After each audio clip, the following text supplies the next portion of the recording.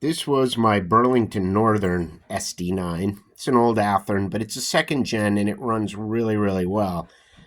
This was Burlington Northern 6147.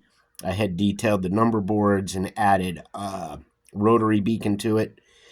But when I decided to do away with the Burlington Northern, I found a very nice new old stock dummy. And this was an older one because it had the metal side frames on the trucks. But this was still new old stock. It hadn't been assembled. None of its detailing parts were on it. I had to build, solder, and paint the railings. But after doing that, I put the original body from this onto the dummy chassis, put it up for sale on eBay, and I actually got more for that than I paid for this one, which is nice. Very nice. And I think I got more because it had the rotary beacon and it had the nicely assembled and soldered railings. Now this thing isn't exactly the king of creep, but it'll go pretty slow and it's nice and quiet. And this, unfortunately, this one is the reason I got rid of my first generation SD9s. This one is just so much better. It's just very refined compared to the first generations. Like this one didn't have any of the derailing problems that the first gens had. This thing goes around no issues. And of course this one has the gold motor and I believed revised gearing in the trucks. Because I put a gold motor in one of the older ones and it really didn't make that much of a difference in performance. It did creep better, but it was still noisy and it still didn't go uphill that well. Whereas this one is a pretty good puller going uphill.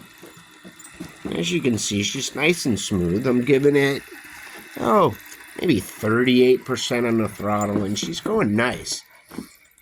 The older one, even with the gold motor, just wouldn't move out this well at such low throttle settings. And it'll get these loads up and over the hills pretty well. So, my conversion from Burlington Northern to Pennsylvania is almost complete. I have one more locomotive in the paint stage. That's a Proto 2000 GP7. And that one was also in Burlington, and it's been stripped down to the bare plastic.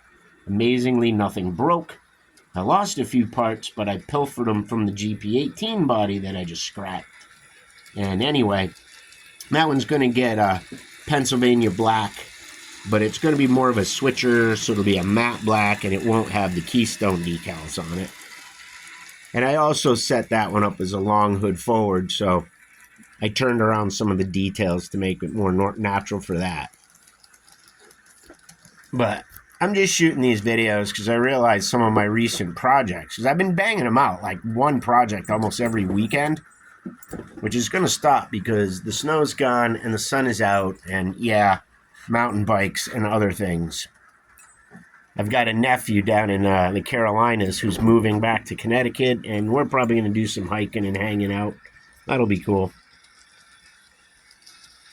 But that is the beautiful SD9 rebodied. And I still want to do some more detailed painting, maybe put some more decals on it. I definitely want to detail the number boards more. But anyway, that project's a wrap, and I'm happy with it.